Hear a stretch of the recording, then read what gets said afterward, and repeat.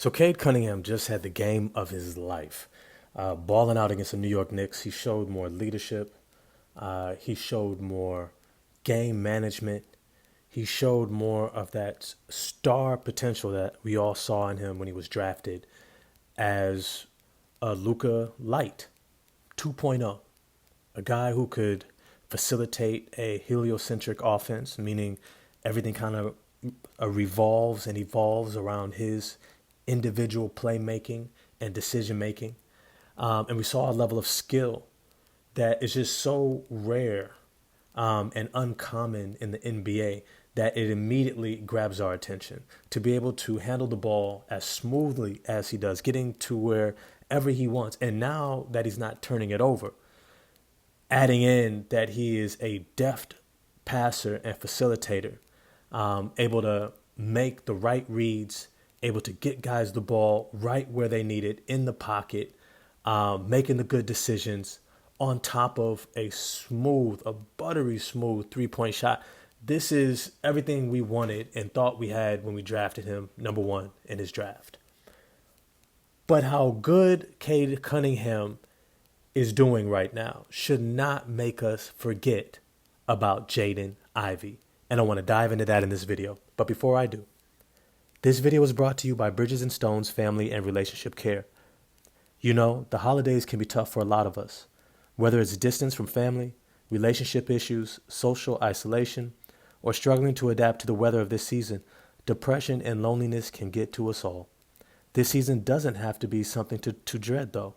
It can also be your opportunity to learn coping skills and the steps you need to move into healthier relationships. Contact Bridges and Stones today for a free consultation with a professional coach to get the support that you need.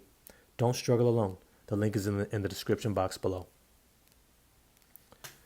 I wanted to make this video about why we should not forget about JADEN IVEY for multiple reasons. One, recency bias. A lot of fans, unfortunately, get into this mindset where because one thing is going really well, anything that doesn't look like that thing must be trash. It must be unimportant, irrelevant, a waste. And right now, JADEN IVEY is in a bit of a slump. But if I'm honest with you, it doesn't look like a performance slump. It looks like an energy slump. He looks tired. He looks tired. And a lot of people don't understand what it means to play both ends of the court. Both ends, offense and defense. And not just play it, but play both at a high level. There are very few guys who are able to do that. Even Michael Jordan, early on in his career, who was an elite two-way player, tapered off and became more of a situational elite defender and asked for Scottie Pippen to come in and be that guy. All that's to say is it takes a lot of energy out of you. It doesn't allow you to maximize your offensive potential when you're still recovering from locking down the other team's best perimeter defender, from being that point of attack defender. All that's to say is JADEN IVEY is still here. JADEN IVEY is still that dude who led the Detroit Pistons to a game-winning shot win against the Toronto Raptors only a couple weeks ago. Only a couple weeks ago, when it was just him, he put the team on his back. He almost had an identical performance to what Cade did. He didn't score as many points, but he led this team to a win. Now, I know you could say, okay, the Toronto Raptors are not the New York Knicks. I get it. The Toronto Raptors are missing some of their key guys. The New York Knicks were missing some of their key guys. Mitchell Robinson and Karl Anthony Towns probably would have made a difference in this game. All that's to say is that JADEN IVEY still did something that was tremendous, and only a couple weeks ago, we were all hailing his praises.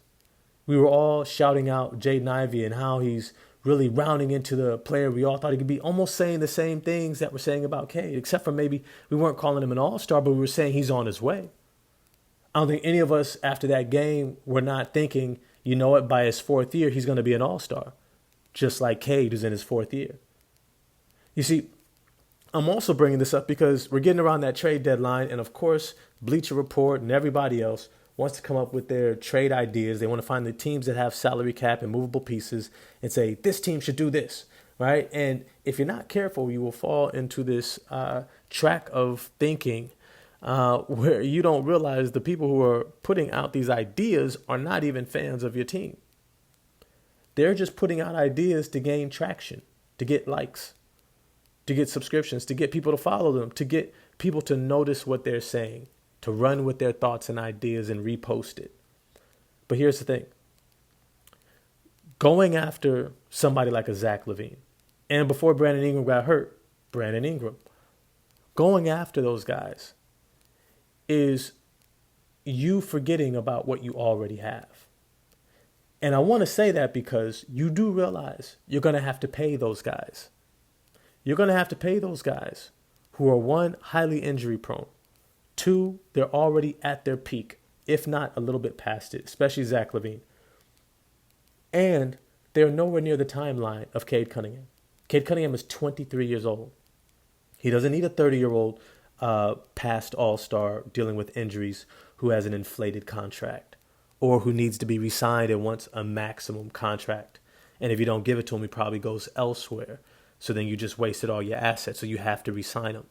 Right? These are the things that people don't really think about. But also keep in mind who you're going to have to pay this offseason. You're going to probably likely re-sign and lock in. It's Jaden Ivey. It's Jaden Ivey. You're probably going to have to give Jaden Ivey something close to a max salary contract. Getting close to 30, or probably 32 million, 32 to 35 million. But here's the thing. Yes, you're going to pay Cade. Yes, you're going to pay Ivy. And the year after, you're probably going to be extending Asar. All right? And then Jalen Duren, I don't think he's going to get anywhere near a max. All I'll say is that you're going to be paying the guys you already have who do fit Cade Cunningham's timeline, who are only 21 years old and 22 years old to 23-year-old Cade Cunningham. On top of that, you also have to keep in mind how these other guys that you are thinking about bringing in, whether it's Zach LaVine or Brandon Ingram or anybody of the like, who are these ball-dominant scorers, are going to change the chemistry and the makeup of this team.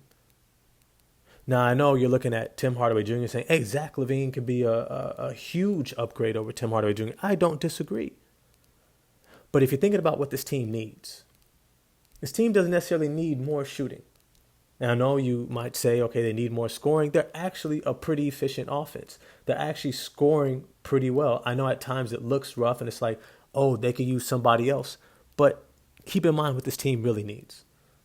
Statistically, the data reinforces it and suggests it, is they need defense. They need defense. They need a perimeter defender who can keep guys from getting straight line drives and getting Jalen Duren in foul trouble. They need somebody who can take that pressure off of Cade Cunningham and Jaden Ivey so they can conserve their strength to be able to be more of an offensive fulcrum. That's another way to improve the offense and get more playmaking. They also need somebody who can help out with the rebounds and get out in transition. These are not things that Brandon Ingram and Zach LaVine are going to be able to do. Not to mention, neither of those guys play defense. And both of those guys need the ball in their hands. So who do they take the ball out of the hands of? Cade? Cade Cunningham? Jaden Ivey, maybe. So take the ball out of 22-year-old Jaden Ivey's hands, who's emerging as a potential star player, to give to a 28 to 30-year-old declining all-star who's injury prone. Like, these are things that you have to think about. These are the things that you need to consider. And so right now, I know all this trade hoopla is going on. Don't forget what you already got. Don't sleep on Jaden Ivey. Just because Cade is doing good and Ivey's struggling a little bit doesn't mean that he's not a huge asset for this team. I think Jaden Ivey is going to enjoy this rest because they don't play again until Thursday, right? So then they have the next 4 days to recover and recoup from the first quarter of the season. And I think we're going to see a rejuvenated Jaden Ivey. Hopefully, we see Asar Thompson in the starting lineup so that we can get more of what I just mentioned about the defense and transition and rebounding and all those different things. But it's to say, don't sleep on Ivey.